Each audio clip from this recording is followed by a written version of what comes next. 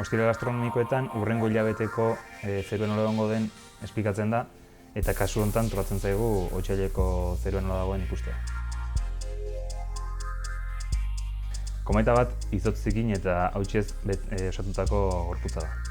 Ateratzen da Oort izeneko lainotik eta eguzkirantza joa. Eta orduan egiten du elipse antzeko bat, eta azkenean bere zentrora eroritzen dijoa. Baina bitartean egiten ditu aldituen elipse guztiak.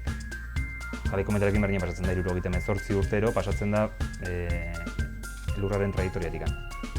Eta horretik da, handikan ateratzalako eta behin eta berriz bueltak ari dalako. Eta behin iritsiko da egun batean, suntsituko dela bere zentrora jaisten edo etortzen.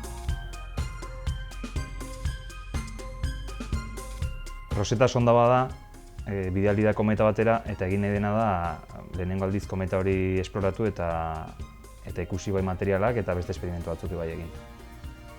Orduan ideia da Rosetta kometara eramatea eta kometan egiten dituenean bere analisiak berriro ere bueltatzea. Yutu robota da, Chang'e 3 sondan joan den robot bat. Ilargira bidali da eta Yutuk egingo ditu esperimentu ezberdinak ilargian. Orduan, txinetarrek abenduan bidali zuten, eta orain arazoa daukate, bere elektronika babesteko plakak ez dira aktibatu eta beraz izoztu egingo da. Aurreko ostiral astronomikoan Yutu aurkeztu gendun, esperimentu batzuk egin bertitulako ilargian, eta honen ondorioz ezingo du esperimenturik egin eta hortxe gatuko da.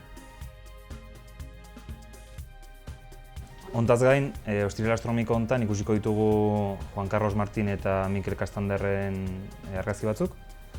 Hitz egingo dugu baita ere supernova berri bati buruz, ikasle batzuk aurkitu duten supernova bati buruz.